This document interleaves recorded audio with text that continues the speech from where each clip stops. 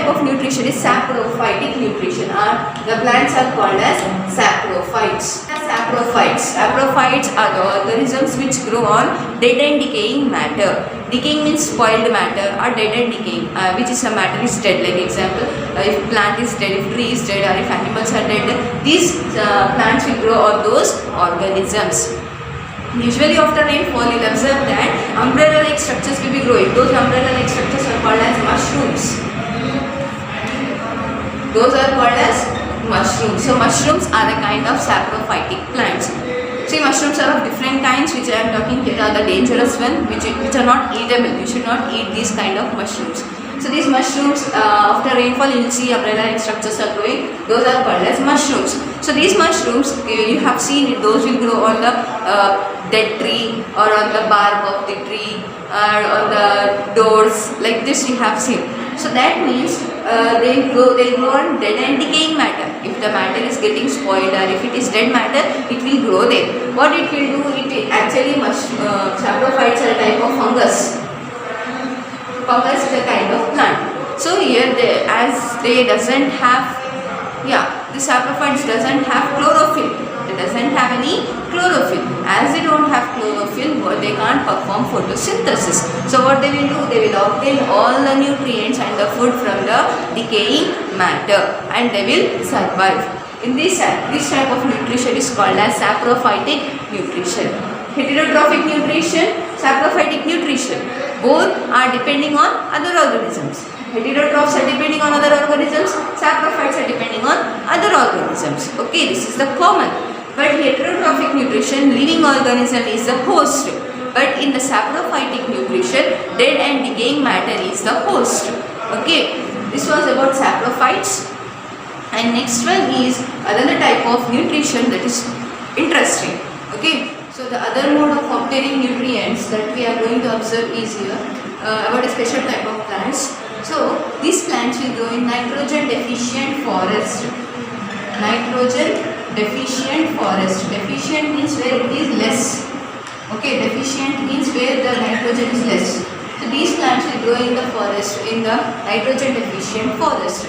And these plants can prepare their own food. They can manufacture their own food. That is because they are green in color. They have leaves. They can do all the kinds of activities like hibiscus plant. But the problem is here it cannot obtain the nutrients. What is the nutrient required by the plant? That is nitrogen.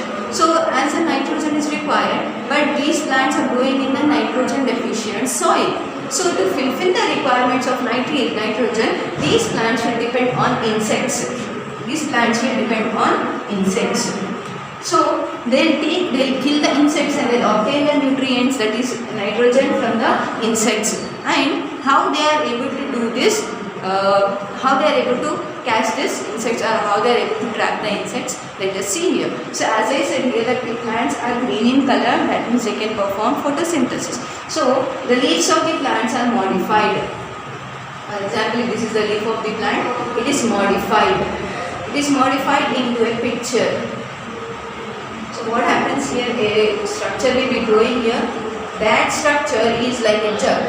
This is called as picture. This is called as picture. This plant name is picture plant, or scientific name is Nepenthes. Scientific name is Nepenthes. So here you can see that leaf has been modified. Leaf has been changed into a mug-like structure. This structure is called as picture. So in this, here you can observe this is hollow. Okay, it is like a jug. So when the insects, and you know this color of this picture is very beautiful. It is pinkish and greenish in color, and it will look very attractive as flower look attractive.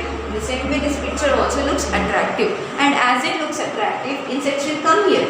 As insects will come here, it is hollow. Insects will fall inside, and here you will observe this picture. Inside the picture, hair-like structures are present. How we have hair in our nostrils?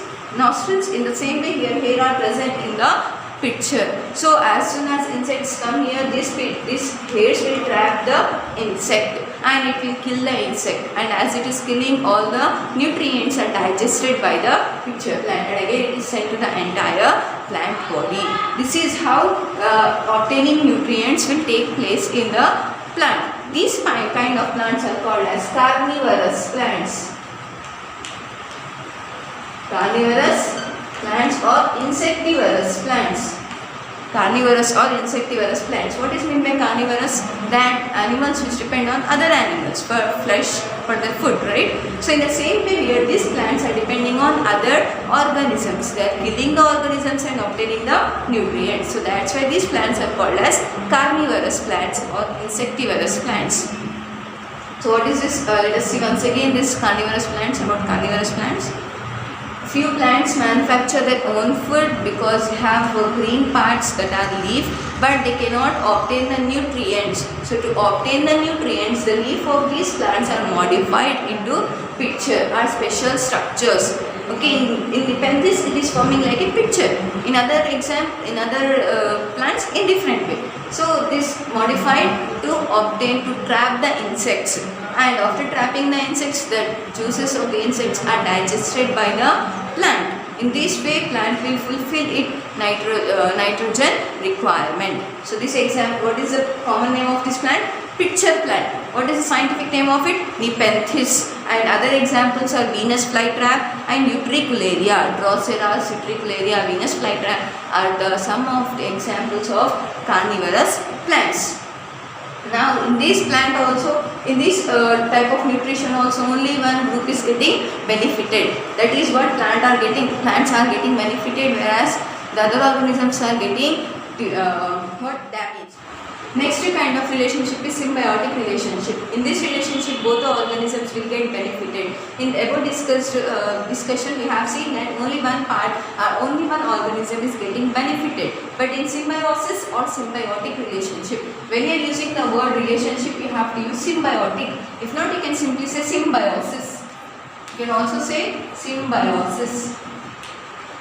So what is the symbiosis? So actually this kind of relationship can be seen in the family of dal.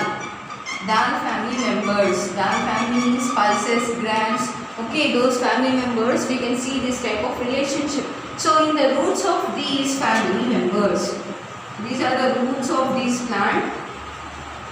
So in the roots of this plant, you will observe a root nodules. Okay, ball-like structures are growing. Those ball-like structures like this. Ball-like structures are growing here. These ball-like structures are called as nodules. Root nodules. As is present in the root, these are called as root nodules. So what is present in the nodules? In nodules, bacteria is present.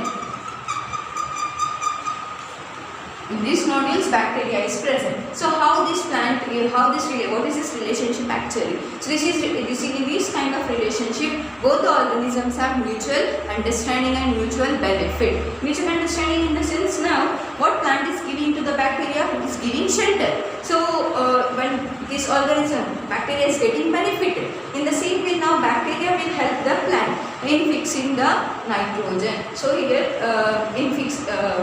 as a plant need the nutrients which plant cannot take from the air. So what is from the bacteria will do? It will absorb all those nutrients and it will give to the plant. So in this way both the organisms are getting benefited. And not only in dal family but also in the groundnuts also you can find this kind of bacteria. These are Rhizobium bacterium. Rhizobium bacterium will help the organisms on which they are living. So one organism is giving shelter and another organism is giving one favor to the plant. This is a symbiotic relationship. In one more example of symbiotic relationship is seen in the lichens. Lichens is the colony of algae and fungi. Algae and fungi are microscopic organisms. So algae and fungi will be growing combined together. They'll grow. The colonies, those colonies are called as lichens. So first of all, algal colony will be getting attacked by the fungus colony. Algae are colorless, whereas fungi are green in color. So for example, if this area is having algae, so fungus will attack this algae. And here, as this will attack, both will have mutual understanding. So what will be here? Algae will produce the food for the fungi, and fungi will provide protection to the algae because fungi is green in color, so it can protect the algae from the intense sunlight and heat. So fungus will be covering the entire colony, and algae will be giving food for the fungi. This is the example of complete parasitism. That means both the groups are getting benefited here. That is nothing but symbiosis. Other kind of nutrition what we have learned, that is saprophytic nutrition.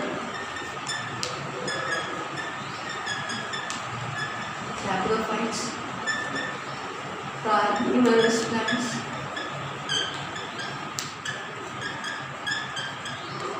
and symbiotic relationship.